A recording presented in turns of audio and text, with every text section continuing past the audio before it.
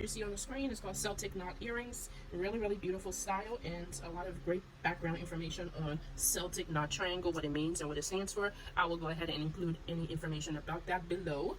What I'll be using will be some twine, some clips, the fish hook, I think these are called jump rings, I'm not sure, some needle and some scissors, and also some jewelry clamps or whatever. Okay, so let's get started. I will go ahead and read out the pattern as I'm working with it. So if you are a crocheter, then you should be able to keep up with me.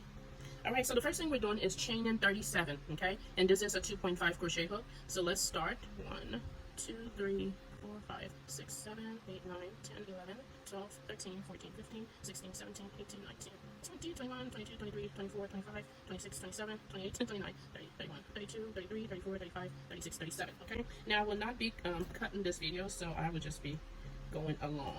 All right, so what we have here, this is the first chain from the hook right here. This is the second chain. So in the second chain from the hook, you want to go ahead and do 2 half double crochets in that same chain. So second chain from the hook, go ahead and do 2 half double crochets. Okay, and in the next 2 chains, you want to do 1 half double crochet in each.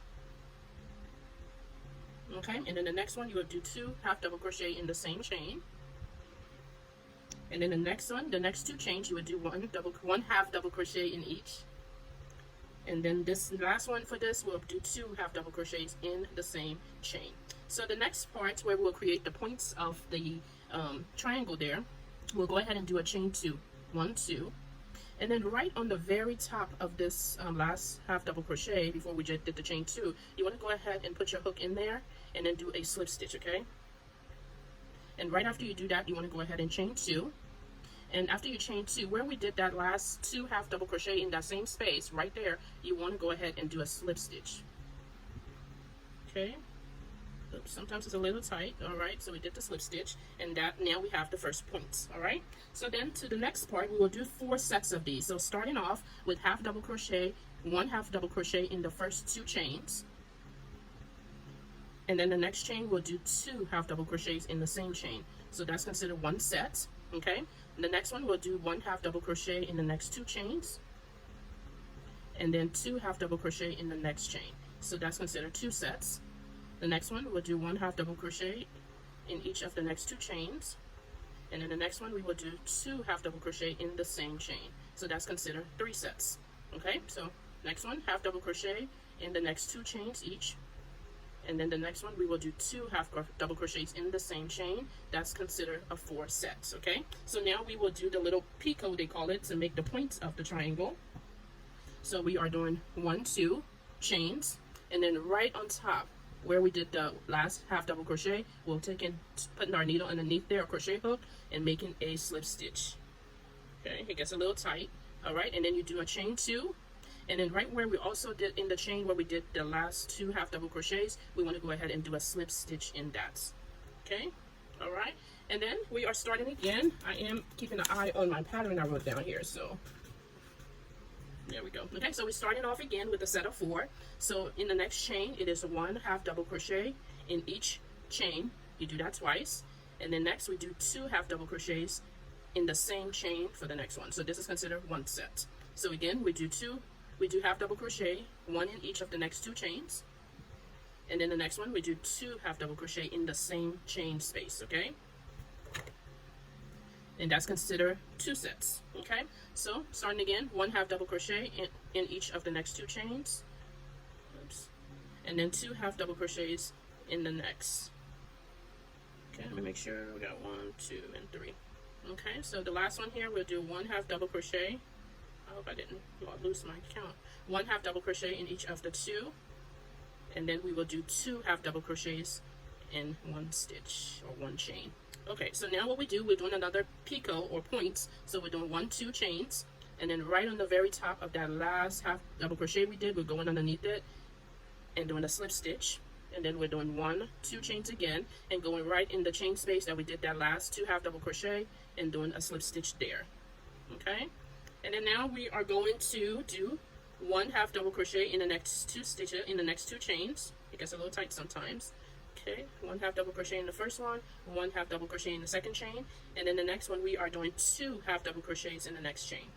Okay, And we will have 2 chains left over, and in those 2 chains we are doing 1/2 double crochet in each of those, and that will finish our work at this point. And then we are doing a chain 1 and go ahead and cutting our yarn. Okay, leave a little bit of a tail. I like to leave anything around 6 inches. So this is what we have right now, and I want to make sure everything looks good. I always like to flatten it out first.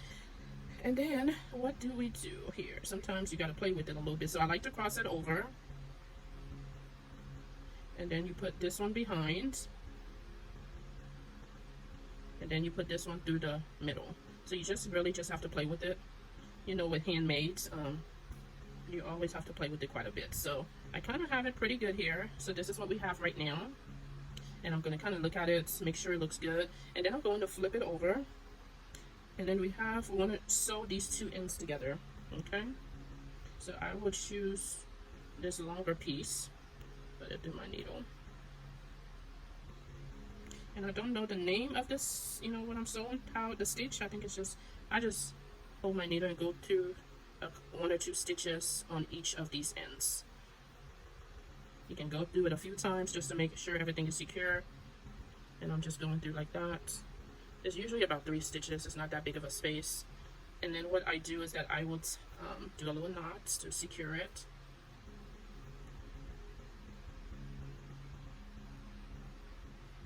And then you still have that other piece of yarn. I just tie it again just to make it really secure. I would tie it twice. Okay, and then what I do is that after I sew it, I kind of flatten it a little bit. And then I flip it over and take out my needle and just kind of play with it. Make sure it looks good and it looks flat. And compare it to the other one I have done already.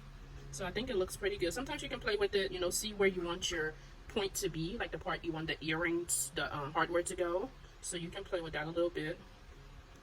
Because sometimes you do have to adjust these. So I think I like the points of the reddish and the black up there. So let us look at it. It looks good to me. And this is when you are going to glue it down, because you want to keep it very straight and that it always looks the same. So this is the glue I'm using. You can use whatever you want. This is just what I think works for me.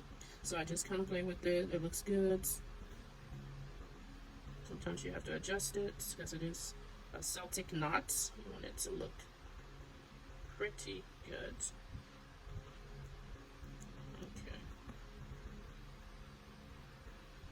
Okay. So I will go ahead and pick up this space where both of them touch, and then I will put a dab of glue there, and then put it down and clip it because I do not want this moving at all. Like that, okay? And then I will go on this side where I have another area that it laps over, and then I'm going to put a dab of glue there and put that down and clip that as well. All right, and then the final piece right here on the bottom, there's another overlapping, so I will go ahead and put a dab of glue there and then clip that as well. Oops. Okay, so while that dries for a little bit, we are going to get the hardware taken care of and added on. So I have the little circle jump ring here. Let me find mine. And guys, I'm not a big jewelry maker, so I don't know what these are called, but. And then what I do, I just try to put this on the tip of it, but I try to go through about 2 or 3 strands of the nylon, right? Because I want it to really be held on really good. So I just kind of go through it for some reason. Give me a moment. Let me see here. So I kind of go through that. For some reason, this jump ring is slipping out of my hands.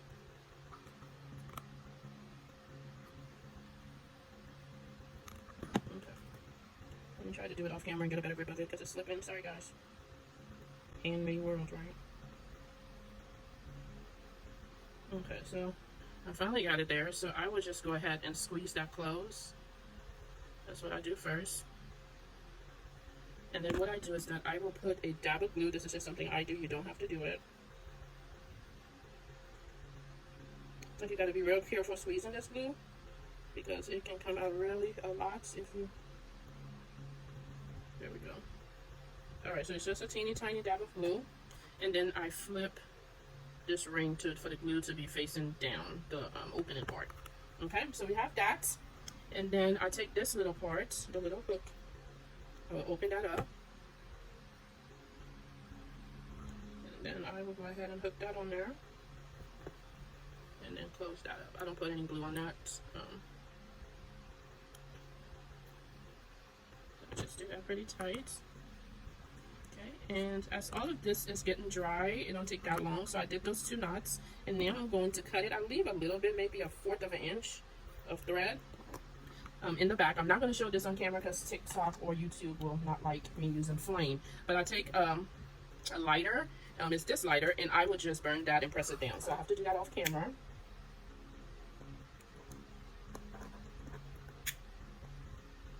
Thank you guys. I hope you like these earrings. Someone just ordered them, so I'm making them as we speak.